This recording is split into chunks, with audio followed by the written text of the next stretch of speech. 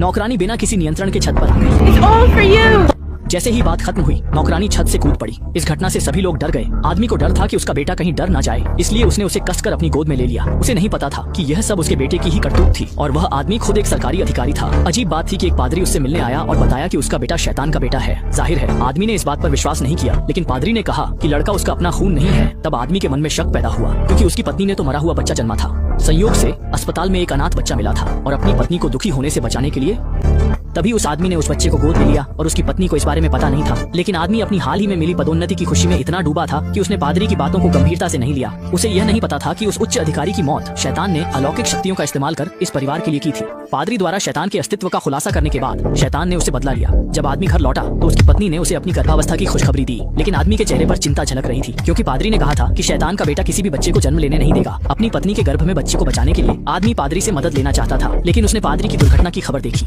आदमी को समस्या की गंभीरता का एहसास हुआ। डरावना दृश्य, बेटा जानबूझकर लापरवाही से गर्भवती, पत्नी अचानक दूसरी मंजिल से गिर गई। हालांकि जान बच गई, लेकिन गर्भ में पल रहा बच्चा नहीं बच सका। तब आदमी को एहसास हुआ कि पादरी की बातें सच थीं। दोनों के भविष्य की भलाई के लिए आदमी ने शैतान के सौ जाने का फायदा उठाया, उसे कसकर पकड़ा और अल्ट्रा फास्ट स्पीड से चर्च ले गया ताकि वह सारी बुराई का अंत कर सके। लेकिन इससे पहले कि आदमी उसे मार पाता, पुलिस अंदर घुस आई और इसी तरह आदमी की भी मौत हो गई। कहानी के अंत में शैतान को राष्ट्रपति ने गोद ले लिया। यह एक खुला अंत था जिसने दर्शकों को अनगिनत सवालों और सोचने के लिए छोड़ दिया। यहीं पर फिल्म समाप्त होती है।